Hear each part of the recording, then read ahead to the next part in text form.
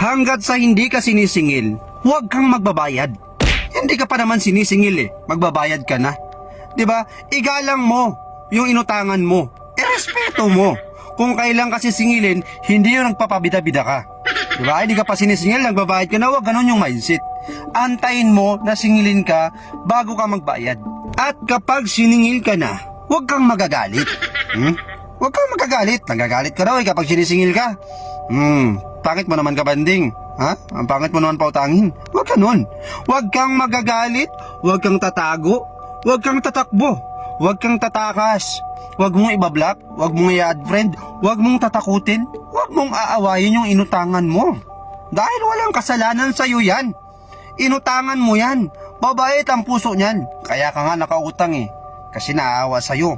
At may damdaming pusong mamon. Kaya ka pinautang. Ngayon, kung magagalit